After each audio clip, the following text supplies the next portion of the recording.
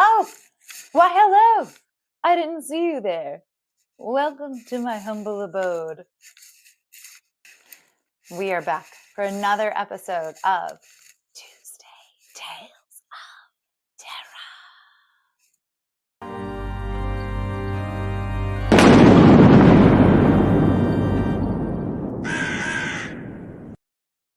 Terror. Yes, and I am your host, Collie Mortwood, the one, the only, the magical, the mysterious, the very strange. And I am so excited to be here with you this evening, just like I am every time we're together. I've missed you. Have you missed me? Yes, my Christmas tree is still up. We love it. If you're a holiday naysayer, well, poo-poo on you. If I still lived back in New Orleans, I would probably have it decorated for Mardi Gras right about this time. So, moving on. I have decided to jump back into Alfred Hitchcock's anthology, Stories That Go Bump in the Night. I know that you can't see the cover of the book. You're just going to have to believe me that that's what it is. And I picked out this story, Muldoon and the Numbers Game by Robert L. Fish. Hi, baby. And it looks like it's going to be pretty good. So let's get crack-a-lackin'. A few of those who believed in the powers of old Miss Gilhooly said she did it with ESP. But the majority claimed she had to be a witch, she having come originally from Salem, which she never denied. The ones who scoffed, of course, said it was either the percentages or just plain luck. But the fact was she could see things in cloud formations or in baseball cards or in the throwing of bottle caps, among other things that were truly amazing. Muldoon was one of those who believed in old Miss Gilhooly implicitly. Once, oh, my baby, he's so sweet. Once, shortly after his Kathleen had passed away 3 years before, old Miss Gilhooly, reading the foam left in his beer glass, told him to beware of a tall, dark woman, and it wasn't 2 days later that Mrs. Johnson, who did his laundry, tried to give him back a puce-striped shirt as one of his own that Muldoon wouldn't have worn to a Chinese water torture. And not long after, old Miss Gilhooly, reading the lumps on his skull after a brawl at Maverick Station, said he'd be taking a long voyage over water. And the very next day, didn't his boss send him over to Nantasket on a job, and that at least halfway across the bay? So naturally, being out of work and running into old Miss Gilhooly having a last brew at Casey's Bar and Grill before taking the bus to her sister's and framing him for a week's visit, Muldoon wondered why he had never thought of it before. He therefore took his beer and sat down in the booth across from the shawled old Miss Gilhooly and put his problem directly to her. The unemployment's about to run out, and it looks like nobody wants bricks laid no more, at least not by me, he said simply. I need money. How do I get some? Old Miss Gilhooly dipped her finger in his beer and traced a pattern across her forehead. Then she closed her eyes for fully a minute by the clock before she opened them. How old is your mother-in-law? She asked in her quavering voice, fixing Muldoon with her steady eyes. Muldoon stared. 74, he said, surprised. Just last month. Why? I don't rightly know, old Miss Gilhooly said slowly. All I know is I closed me eyes and asked myself, how can Muldoon come up with some money? And right away, like in letters of fire across the insides of me eyeballs, I see, how old is Vera Callahan? It's got to mean something. Yeah, Muldoon said glumly. But what? They'll miss me bus, said old Miss Gilhooly, and came to her feet, picking up her ancient haversack. It'll come to you, don't worry. And with a smile, she was through the door. 74, Muldoon mused as he walked slowly toward the small house he now shared with his mother-in-law. You'd think old Miss Gilhooly might have been a little more lavish with her clues. She'd never been that cryptic before. 74. Suddenly, Muldoon stopped dead in his tracks. There was only one logical solution. And the more he thought about it, the better it looked. Old Miss Gilhooly and Vera Callahan had been lifelong enemies, and his mother-in-law had certainly mentioned her life insurance policy often enough when she first used it 10 years before as her passport into the relative security of the Muldoon menage. And, after all, 74 was a ripe old age. 4 years past the biblical 70, not to mention being even further beyond the actuarial probabilities. Muldoon smiled at his own brilliance in solving the enigma so quickly. Doing away with his mother-in-law would be no chore. By Muldoon's figuring, she had to weigh in at about 100 pounds dripping wet and carrying an anvil in each hand. Nor, he conceded, would her passing be much of a loss. She did little except creep between bed and kitchen and seemed to live on tea. Actually, since the poor soul suffered such a wide variety of voiced ailments, the oblivion offered by the grave would undoubtedly prove welcome. He thought for a moment of checking with the insurance company as to the exact dollar value of his anticipated inheritance, but then concluded it might smack of greediness. It might also look a bit peculiar when the old lady suffered a fatal attack of something or other so soon after the inquiry. Still, he felt sure it would be a substantial amount. Old Miss Gilhooly had never failed him before. When he entered the house, the old lady was stretched out on the couch, taking her afternoon nap.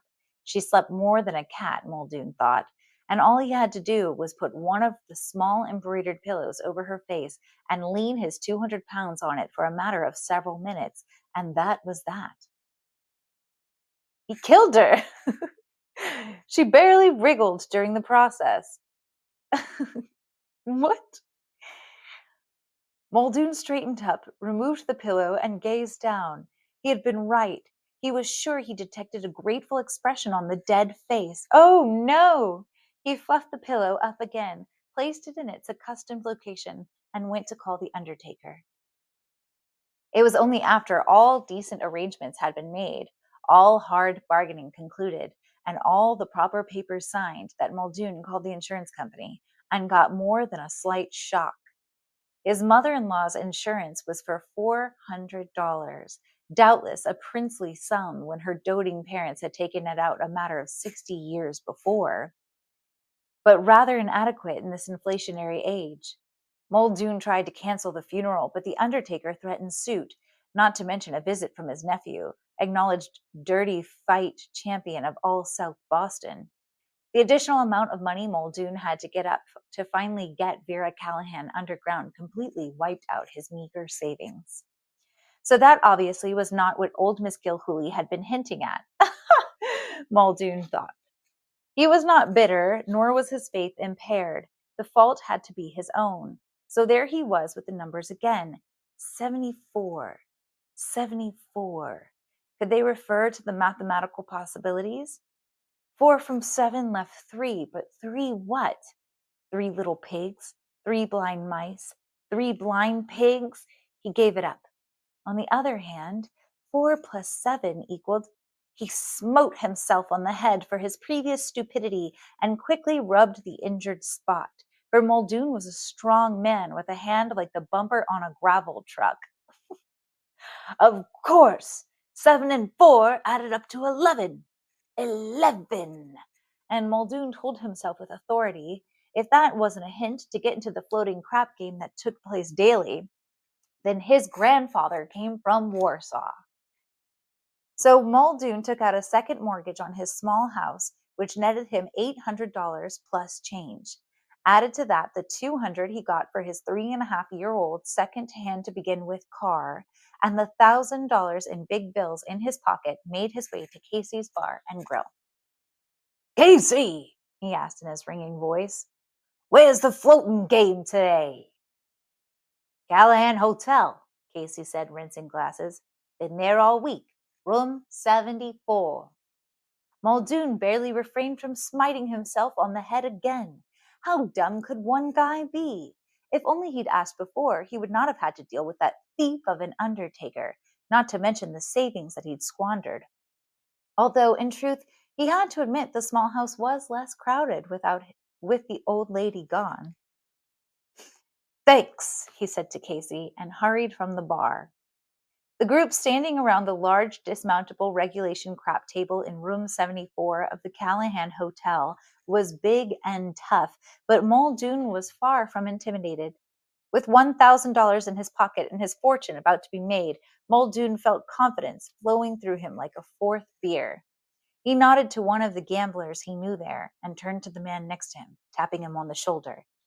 "Got room for one more?" he asked. $100 minimum, the old man said, without looking up from the table. "No credit." Muldoon nodded. It was precisely the game he wanted. "Who's the last man?" he asked.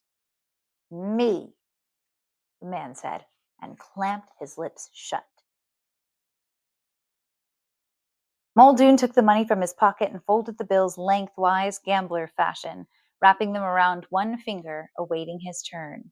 When at last the dice finally made their way to him, Muldoon laid $100 bill on the table, picked up the dice, and shook them next to one ear. They made a pleasant ivory sound.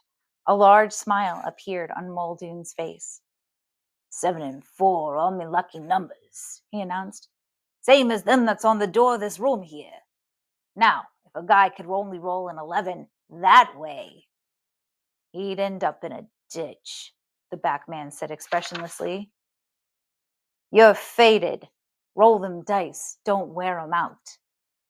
Muldoon did not wear out the dice. In fact, he had his hands on them exactly 10 times, managing to throw 10 consecutive craps, equally divided between snake eyes and boxcars.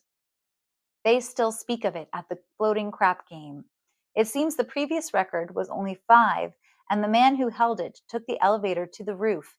They were playing at some hotel up in Copley Square that day, and jumped off. Muldoon turned the dice over to the man to his right and wandered disconsolately out of the hotel. Out in the street, Muldoon ambled along a bit aimlessly, scuffling his heavy work brogans against anything that managed to get in his way. A tin can, a broken piece of brick he considered with affectionate memory before he kicked it violently, a crushed cigarette pack. He tried for an empty candy wrapper, but with his luck missed. 74. 74. What in the bleary name of Eustace Q. Peabody could the blackguardly numbers mean? The sisters had raised Muldoon strictly. No obscenity passed his lips. He tried to consider the matter logically, forcing his temper under control. Old Miss Gilhooly had never failed him, nor would she this time. He was simply missing the boat. 74. 74. The figures began to take on a certain rhythm, like Punch, Brother Punch with Care of Mark Twain. Muldoon found himself trying to march to it. 74. 74. He shook his head. It lacked beat. 74, up. No. 74, up. But better, but still not it. The old lady had been 74, and now she was 0. He tried that. 74, 0. 74, 0, up. Almost, but not quite. 740 hup. 740 hup. Got it, Muldoon said to himself, deriving what little satisfaction he could from the cadence, and marched along swinging 740 hup, and found himself in front of Casey's bar and grill. So he went inside and pulled a stool up to the deserted bar. "Beer," he said. "How'd you do in the game?" Casey asked. "Better give me a shot with that beer," Muldoon said by way of an answer. He slugged the shot down, took about half his beer for a chaser, and considered Casey as he wiped his mouth. "Casey," he said earnestly, really wanting to know, "what do the numbers 7 and 4 mean to you?" "Nothing," Casey said. "How about 740? "Nothing," Casey said. "Maybe even less." "Well, how about backwards?" Muldoon asked in desperation, but Casey had gone to the small kitchen in the rear to make himself a sandwich during the slack time, and Muldoon found himself addressing thin air.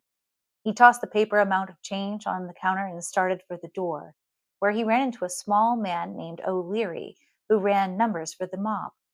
It wasn't what he preferred, but it was a living. "Want a number today, Mr. Muldoon?" O'Leary asked. Muldoon was about to pass on with a shake of his head when he suddenly stopped. A thrill went through him from head to foot. Had he been in a cartoon, a light bulb would have lit up in a small circle over his head. Not being in a cartoon, he kicked himself, his heavy broken, leaving a bruise that caused him to limp painfully for the next 3 weeks. Good Geoffrey T. Soppingham! He must have been blind. Blind? Insane! What possible meaning could numbers have, if not that they were numbers? Just thinking about it made Muldoon groan.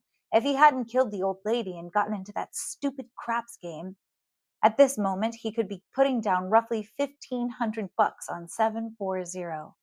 $1,500 at 500 to 1 odds. Still, if he hadn't smothered the old lady, he'd never have come up with the zero, so it wasn't a total loss. But the floating game had been completely unnecessary, because now Muldoon didn't have the slightest doubt as to what the numbers meant. "Something wrong, Mr. Muldoon?" O'Leary asked, concerned with the expression on Muldoon's face.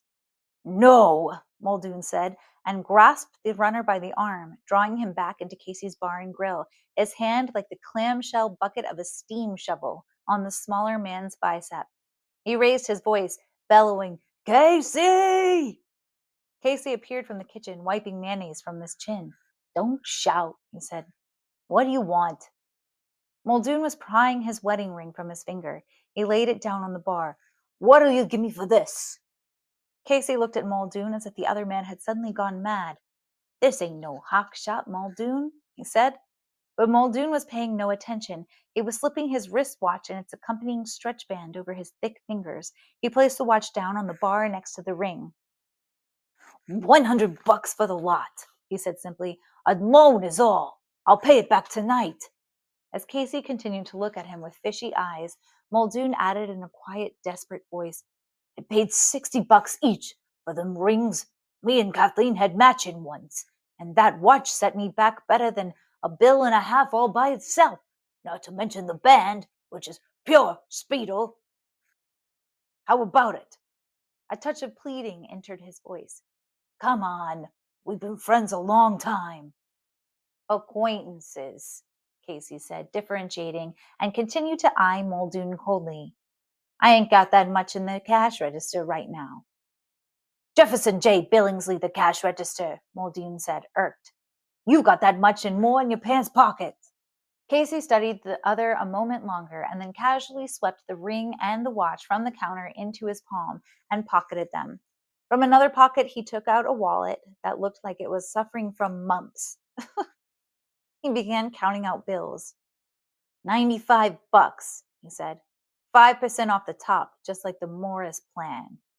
Muldoon was about to object, but his time was running out. "Someday we'll discuss this transaction in greater detail, Casey," he said. "Out in the alley." And he turned to O'Leary, grasping both of the smaller man's arms for emphasis. "O'Leary, I want $95 on number 740. Got it? 740. Today." $95? O'Leary was stunned. "I never wrote no slip bigger than a deuce in my life, Mr. Muldoon," he said. He thought a moment. "No, a fin," he said brightly, but then his face fell. "No, a deuce. I remember now, the fin was counterfeit." "You're wasting my time," Muldoon said in a dangerous voice. He suddenly realized he was holding the smaller man several inches from the floor and lowered him. "Will they pay off? That's the question," he said in a quieter voice, prepared for hesitation. "Sure they pay off, Mr. Muldoon," O'Leary said, straightening his sleeves into a semblance of their former shape. "How long you figure they stay alive? They start welching." "So long as they know it," Muldoon said, and handed over the $95. He took his receipt in return, checked the number carefully to make sure O'Leary had made no mistake, and slipped the paper into his pocket. Then he turned to Casey. "A beer?" he said in a voice that indicated their friendship had suffered damage. "And take it out of that $5 you just stole." Muldoon was waiting in a booth at Casey's Bar and Grill at 7:00 p.m., which was the time the runners normally had the final three figures of the National Treasury balance, which was the gospel by St. Carlo Gambino that week. Muldoon knew that straight cash in hand would not be forthcoming. After all, he was due a matter of over $47,000. Still, he'd take a check. If he hadn't gotten into that crap game, he'd have been rich, or more properly, in a ditch like the man had mentioned this afternoon. Who was going to pay off that kind of loot? No mob in Boston, that was sure. Better this way, Muldoon thought. 47 grand was big enough to be the year's best advertisement for the racket, but still it was enough by their standards for the mob to loosen up. It was a nice feeling being financially secure after the problems of the past few years, and he certainly had no intention of splurging. All honest debts would be cleared up, of course, and he'd have to buy himself some wheels, a compact, nothing fancy, but the rest would go into the bank. At 5%, it wouldn't earn no fortune, he knew, but it would still be better than a fall off a high scaffold onto a low sidewalk. He reached for his beer and saw old Miss Gilhooly walking through the door. Had a week passed by so quickly? He supposed it must have. What with the funeral and one thing and another, the time had flown. He waved her over and called out to Casey to bring old Miss Gilhooly anything her heart desired. Old Miss Gilhooly settled herself into the booth across from him and noted the expression on his face. "So you figured it out, Muldoon," she said. "Not right off," Muldoon admitted. "To be honest, it just come to me this afternoon. Better late than never. At least it come." He leaned over the table confidentially. "It was the numbers, see? The 7 and the 4 for her age, plus the 0 at the end, because whether you heard or not, that's what the poor soul is now." Old Miss Gilhooly sipped the beer Casey had brought and nodded. "That's what I figured," she said, "especially after seeing O'Leary in me dreams 3 nights running, and me old enough to be his mother." "And I can't thank you enough," Muldoon started to say, and then paused, for O'Leary had just burst through the door of the bar like a Roman candle and was running over to them, brushing people aside. His eyes were shining. "Mr. Muldoon! Mr. Muldoon!" O'Leary cried excitedly. "I'd never seen nothing like it in all me born days. And on a $95 bet." Muldoon grinned happily. "Only one number away," O'Leary cried, still impressed by his close brush with fame. "Tough you had 740. 750 wins." O'Leary sighed, and then put the matter from his mind. After all, life had to go on. "Want a number for tomorrow, Mr. Muldoon?" "No," Muldoon said in a dazed tone, and turned to old Miss Gilhooly, who was making strange noises, but they were not lamentations for Muldoon. To Muldoon's surprise, the old lady was cackling like a fiend. "That Vera Callahan!" she said triumphantly. "I always knew she lied about her age." Ah! That's hilarious. Oh my goodness. What a mess. Muldoon is a mess. Uh, well, good luck, sir. I don't know what he's going to do now after he's given everything he had betting on 74. Crazy. Well, thank you so much for joining me this evening once again for another terrible tale that wasn't very scary, other than Muldoon literally murdered his mother-in-law and then gambled away everything, which can be very scary. Um, Looking forward to seeing you again.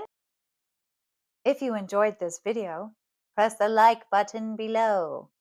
If you want to be up to date on my updates, press the subscribe button below. If you want to see more videos, can't get enough, there are playlists in the description box below. Yes, and I'm sending you off. I love you. Peace. Mwah. Stay spooky. Ciao for now, mother lover.